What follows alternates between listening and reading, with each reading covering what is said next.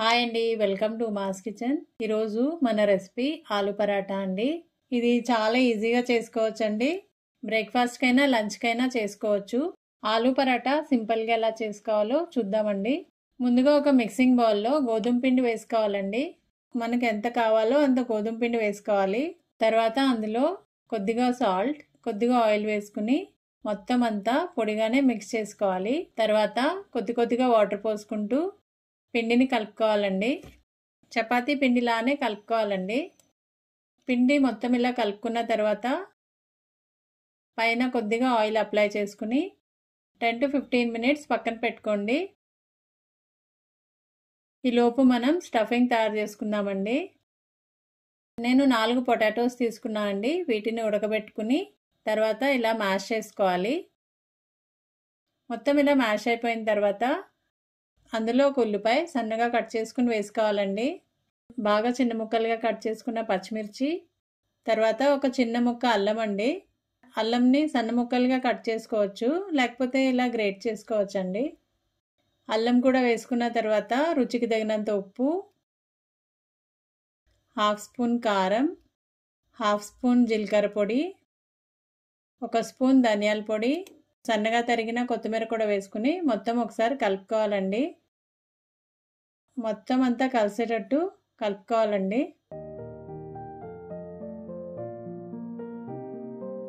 ఇదంతా మొత్తం కలిసిపోయిన తర్వాత చిన్న చిన్న ఉండల్లాగా చేసుకోవాలి.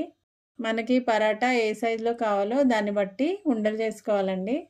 ఇలా ఉండలు చేసుకుని పక్కన పెట్టుకోవాలండి. తర్వాత మనం కలిపి పెట్టుకున్న పిండిని ఒకసారి మళ్ళీ ఒక 2 నిమిషాలు కలిపి తర్వాత పిండిని డివైడ్ చేసుకుని ఇలా ఉండలు చేసుకోవాలండి. ఇలా పిండిని పొడి పిండిలో అద్దుకుని చిన్నగా రోల్ చేసుకోవాలండి.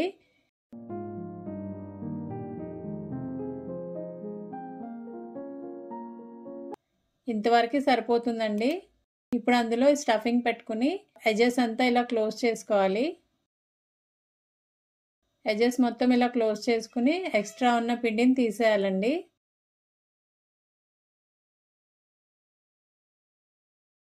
ఎక్స్ట్రా పిండిని తీసేసాక పొడి పిండి ఇలా చల్లుకుని చాలా మెల్లగా రోల్ చేసుకోవాలండి.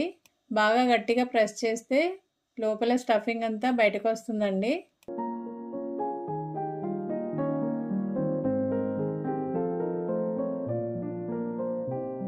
ఇలా పరాటా మొత్తం రోల్ చేసుకున్న తర్వాత ఇప్పుడు స్టవ్ వెలిగించుకుని స్టవ్ మీద తవా పెట్టుకోండి. తవా బాగా వేడైన తర్వాత పరాటా వేసుకుని కాల్చుకోవాలండి. కొద్దిగా కాలిన తర్వాత దీన్ని టర్న్ చేసుకోవాలండి. ఇలాగే 2 సైడ్లు కాల్చుకోవాలి.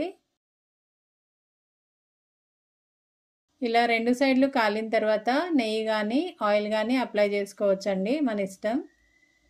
నెయ్యితో అయితే చాలా బాగుంటుంది టేస్ట్. 4 పక్కల కాలేటట్టు చక్కగా కాల్చుకోవాలండి.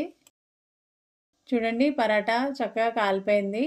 ఇంతే అండి ఆలు పరాటా. ఇప్పుడు మనం సర్వ్ చేసుకోవచ్చు. ఇది బ్రేక్ఫాస్ట్కైనా లంచ్కైనా లేకపోతే డిన్నర్కైనా ఎందులో అయినా తినొచ్చండి.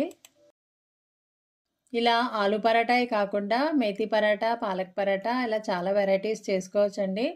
చిన్నపిల్లలకి లంచ్ బాక్స్లోకి అయితే ఇవి చాలా బాగుంటాయి.